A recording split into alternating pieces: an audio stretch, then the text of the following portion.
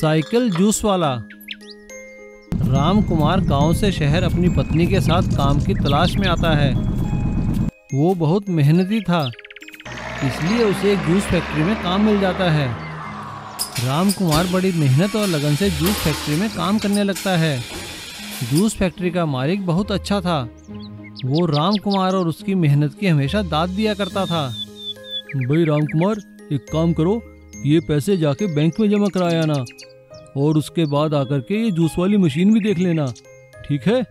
जी सेठ जी, मैं सब देख लूँगा, आप फिक्र ना करें। धीरे धीरे राम कुमार फैक्ट्री का सारा काम समझ जाता है और वो अच्छा जूस बनाना भी सीख लेता है।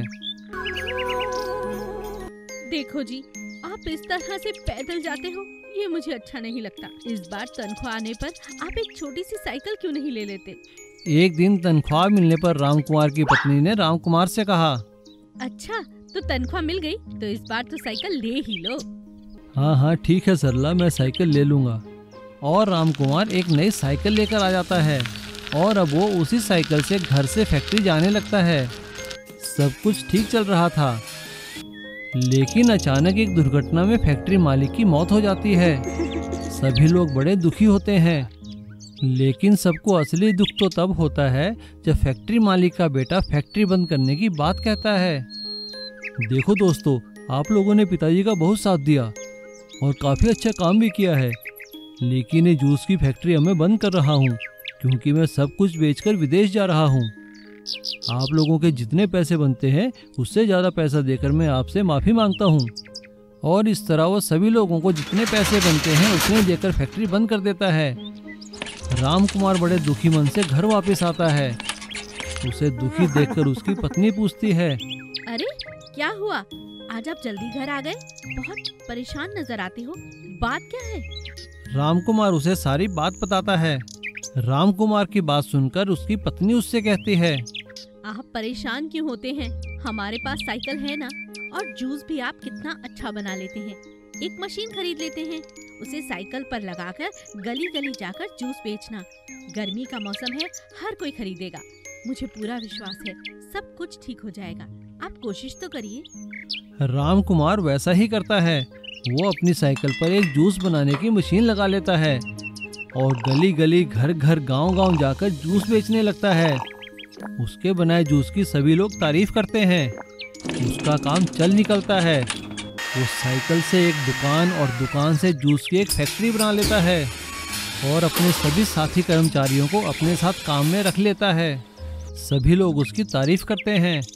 अरे राम कुमार भैया, तुमने तो हम लोगों को एक नई जिंदगी दे दी है। साइकिल पे जूस बेच कर ये फैक्ट्री खड़ी कर ली है। तुम्हारा बहुत बहुत शुक्रिया, हम तुम्हारी मेहनत के आगे नतमस्तक हैं। अरे नहीं किशोर भैया, ये सब तो आप लोगों का साथ और आप लोगों के आशीर्वाद की वजह से है।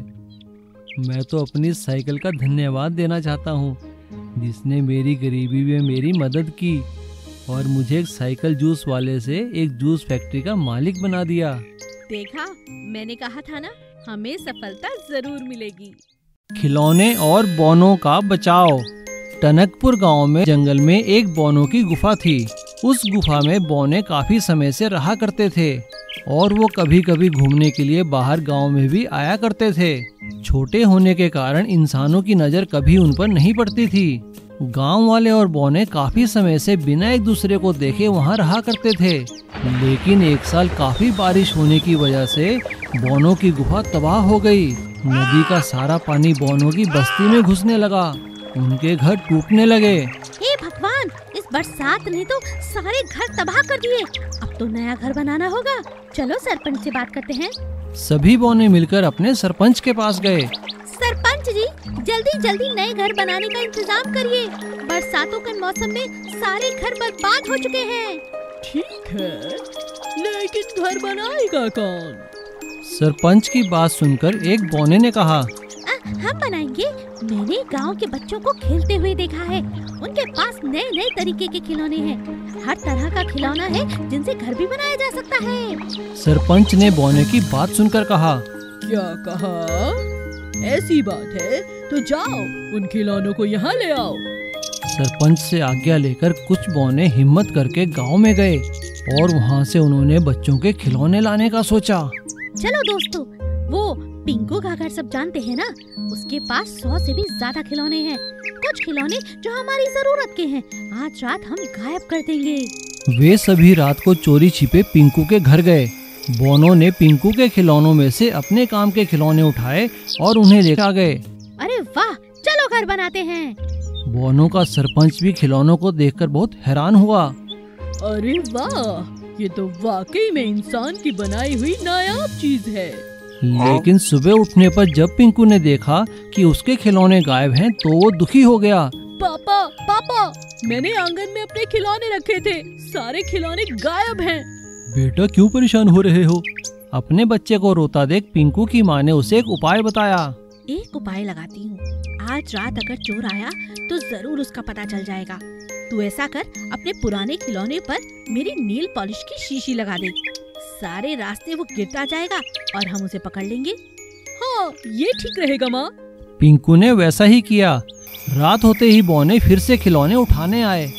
बौने पिंकू के कुछ खिलौने उठाकर अपने साथ ले गए, लेकिन सारे रास्ते में नेल पॉलिश गिरती गई और नेल पॉलिश के निशान का पीछा करते करते पिंकू बोनो के देश तक आ पहुंचा। पिंकू को देखकर बौने हैरान हो गए। बोनो ने पिंकू को अपनी सारी समस्या बताई। हम तो यहीं पर रहते हैं बरसों से, लेकिन वो क्या है ना, बरसात में हमारे घर टूट गए हैं। हम नए घर बना रहे हैं, हमारे पास औजार और मशीनें नहीं है। तुम्हारे खिलौने देखकर लगा कि हम जल्दी बना पाएंगे। अच्छा, तो ये बात है, क्या तुम मेरे खिलौने जल्दी ही वापस कर दोगे? बिल्कुल, घर बनने ही वाले हैं। हम 2-3 दिन में तुम्हारे सारे खिलौने वापस कर देंगे दोस्त। वादा करो। वादा। और पिंकू के खिलौनों की सहायता से जल्द ही बोनो ने अपने सारे घर बना लिए। बोनो ने पिंकू का शुक्रिया किया और खिलौने चोरी करने के लिए उससे माफी मांगी। शुक्रिया दोस्त, तुमने हमारी मदद की। हमारे घर तैयार हैं, लेकिन वो चोरी के लिए हमें माफ करना। तोप की पानीपुरी चैलेंज। कैनन पानीपुरी। झांसी करके एक गांव में श्याम और राधा करके 2 पति पत्नी थे। वो दोनों बहुत गरीब थे। श्याम मार्केट के एक शॉप में बोरियां उठाने की काम करता था और राधा घरों में बर्तन और साफ सफाई का काम करती थी। एक दिन दोनों अपना काम करके थके हुए घर आए थे। अजी, अब ये काम वाली काम मुझसे नहीं होगा। आज एक कांच की बर्तन मेरे हाथ से गिर गई और टूट गई। बस मुझ पे मालकिन चिल्लाने लगी, गालियां दिया जी। अब क्या करे राधा, गालियां तो मुझे भी खाने पड़ती हैं। अगर मेरे एक गेहूं का बोरी को भी छेद हो गया तो बस 100 गालियां खाने पड़ते हैं मेरे साहूकार से। वो मालिक हैं और हम नौकर। नहीं जी, अब मुझसे गाली खाना नहीं हो पाएगा। हमें खुद का कुछ करना चाहिए। लेकिन राधा, हमारे पास खुद का व्यापार करने के लिए पैसे कहाँ से आएंगे? ये लीजिए, मैं अपनी मंगलसूत्र और कंगन देती हूँ। इन्हें बेचकर पैसे लेके आइए, बाद में सोचेंगे क्या करना है। जैसे राधा ने बोली, श्याम उन गहनों को बाजार में बेचकर कुछ पैसे लेके आता है। ये लो राधा, अगर भगवान की यही मर्जी है तो हम व्यापार ही करेंगे। वैसे भी हम कौन सा व्यापार करेंगे? चलो हम बाजार जाकर देखेंगे कि आखिर कौन सा ऐसा व्यापार है जो इस गांव में नहीं है। बाद में दोनों जाकर मार्केट में देखने लगे। वहाँ पर तरह तरह के व्यापार थे, जलेबी वाला, मिर्ची बज्जी वाला, पाव भाजी वाला। लेकिन वहाँ पर पानी पूरी का ठेला नहीं था। ये देखकर राधा बोली, देखिए जी, इस पूरे गांव के मार्केट में पानी पूरी नहीं है, तो क्यों ना हम एक पानी पूरी का ठेला खोले। हाँ राधा, तुम सच कहती हो। कॉलेज के बच्चे, स्कूल के बच्चे उसे खूब खाते हैं। लेकिन अगर लोगों को हमारे पास आकर खाना है तो हमको कुछ अलग से सोचना पड़ेगा। अरे, मेरे पास एक जबरदस्त आइडिया है। मेरे पास बचपन का एक तोप का खिलौना है। हम उसमें कोई भी चीज डालेंगे तो उसमें से वो उड़ता हुआ आकर सामने गिरेगा। मैं इससे बहुत अच्छी तरह खेलती थी। जैसे ही राधा ने ऐसा बोली, उस पुराने तोप को बाहर लाते हैं और उसे अच्छी तरह सफाई करते हैं। उसके बाद वह तोप काम करने लगी। उसी दिन को वह पानी पूरी का ठेला भी लगा देते हैं और बाजू में तोप को भी लगाते हैं। आओ भाई आओ, तोप का पानी पूरी खाओ। कैनन पानी पूरी। प्लेट पकड़कर खड़े होने की जरूरत ही नहीं है, हमारा तोप सीधा आपके मुंह में ही डालेगा पानी पूरी को। ये सुनते ही कुछ लोग आकर इकट्ठे हो गए।